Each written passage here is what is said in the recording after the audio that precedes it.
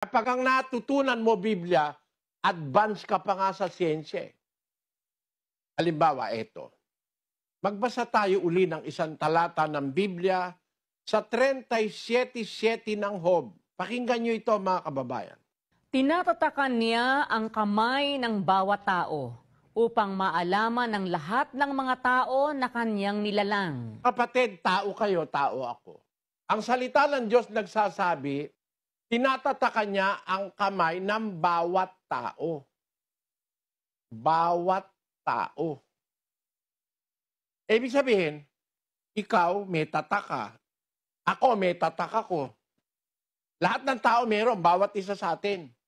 Ano po ang punto, mga kabatid? Isinulat ito, aklat ni Job, 3,400 taon na nakakalipas. Kasi ang pong aklat ni Job, 1473 BC.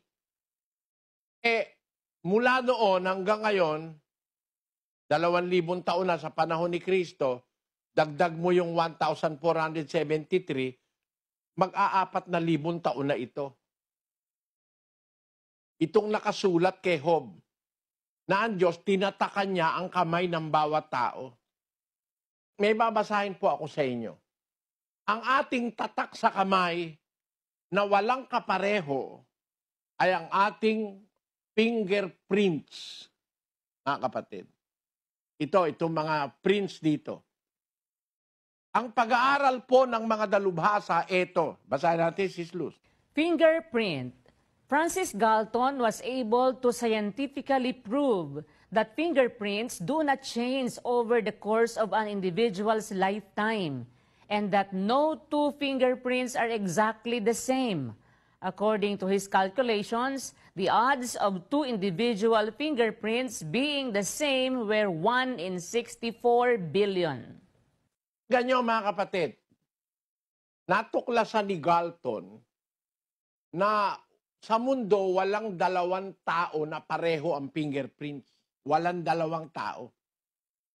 Ang pagkakataon lang na magkaroon ng dalawang taong magkapareho ang fingerprint ay isang beses sa 64 na bilyong tao.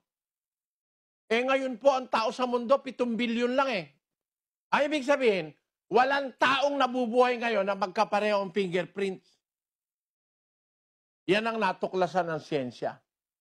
Para mayroong taong ipanganak na magkakapareho, kailangan nasa 64 na bilyong tao, 64 billion people, merong isang chance na magkapareho, isa lang na chance.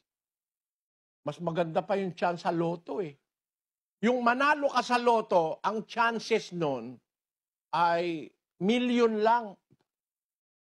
Pero yung magkaroon ka ng kaparehong fingerprints, 64 billion, one chance lang, 64 billion. Ito po ang chance sa loto. Pakibasa mo, Sis Luz. Odds of winning Ultra Lotto 6 per 58 jackpot is 1 to 40 million. Ayan. Isang chance lang ang mananalo sa 40 milyon. Kaya nga, tinan mo milyon-milyon ang tumataya, hindi laging may nananalo. Kaya naiipon Bakit? 40 milyon ang isang chance na manalo ka sa loto. Mas matindi yung fingerprints. Ang fingerprints po, 64 na bilyong tao, isang chance lang ang magkapareho ang fingerprints. So kung pag-uusapan natin katotohanan, walang tao sa mundo ngayon na magkapareho ang fingerprints. Wala. Mula sa pagkapanganak hanggang sa kamatayan ng tao, hindi po nababago ang fingerprints. Yan ang pinakamalaking palatandaan sa tao. Kaya ngayon, ang kinukuha pagka mga kriminal, fingerprints Sa mga passport, sa mga official documents, pinapa-fingerprints ka maaari ka kasing mag-change ng muka. No? Maaari kang magpalit ng itsura. Pero ang fingerprint mo, kahit masugatan, pagtubo niyan, yun pa rin. Ang ibig ko lang sabihin, mga kapatid, sa Biblia nakasulat na yan bago natuklasan ng siyensya. Na tayo palang mga tao, para walang makapagtago sa atin sa Diyos, ang tinatakan niya yung ating kamay. May tatakan Diyos dyan, hindi mo pwedeng i-deny yan. Walang siyentipikong pwedeng makapagpamali rito sa sinasabi ng Biblia. Kasi salita po ito ng Diyos.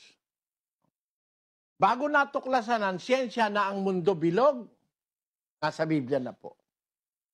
Bago matuklasan ng siyensya na ang tao may tatak ng Diyos sa kamay, nasa Biblia na po. Bago matuklasan ng siyensya ang karunungan ukol sa prothrombin at saka sa vitamin K, nasa Biblia na